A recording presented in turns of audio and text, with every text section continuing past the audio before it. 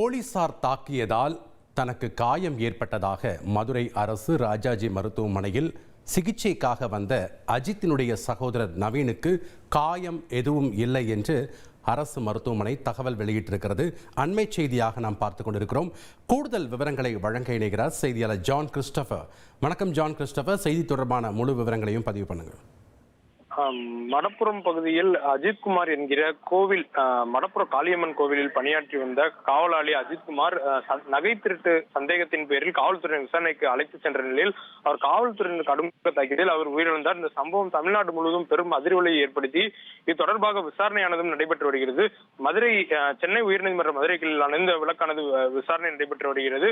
வருகிற 8ஆம் தேதி இது தொடர்பாக கள ஆய்வு விசாரணையானது தயாரிக்கப்பட்டு அது நீதிமன்றத்தில் சமர்ப்பிக்கப்பட இருக்கிறது.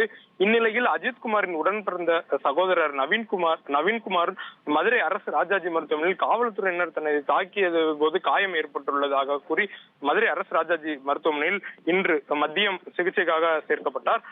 தொடர்ந்து அவருக்கு மருத்துவர்கள் சிகிச்சை அளித்தனர். இதனையடுத்து அஜித்குமாரின் சகோதரர் நவீனின் காயங்கள் ஏதும் உள்ளதா என்கிற மாதிரி மருத்துவர்கள், மதுரை அரசு ராஜாஜி மருத்துவர்கள் அவருக்கு பரிசோதனை மேற்கொண்டனர். குறிப்பாக ஸ்கேன், எக்ஸ்ரே போன்றவற்றை எடுத்து அதன் ரிசல்ட் ஆனது தற்போது வெளியாகியுள்ளது. நவீனுக்கு எக்ஸ்ரே எடுத்ததில் இரத்தக்கட்டு எதுவும் இல்லை என்பதும் தெரிவிக்கப்பட்டுள்ளது.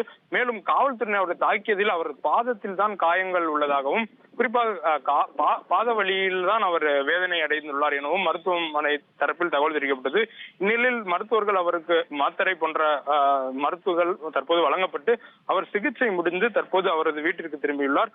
மேலும் இந்த சம்பவம் தொடர்பாக வழக்கானது உயர்நீதிமன்றத்தில் நிலுவையில் உள்ள நிலையில் அவருடன் நேற்று மதுரை நீதிபதியானவரும் ஆய்வு மேற்கொண்டு அவர் சம்பவம் குறித்து கேட்டறிந்தார். இந்நிலையில் அந்த தகவலானது வருகிற 8ஆம் தேதி நீதிமன்றத்தில் சமர்ப்பிக்கப்பட இருக்கும் நிலையில் இன்று காலை இவர் சிகிச்சைக்காக மதுரை அரசு ராஜாஜி மருத்துவத்தில் சேர்க்கப்பட்ட சம்பவம் பரபரப்பை ஏற்படுத்தியிருந்தது.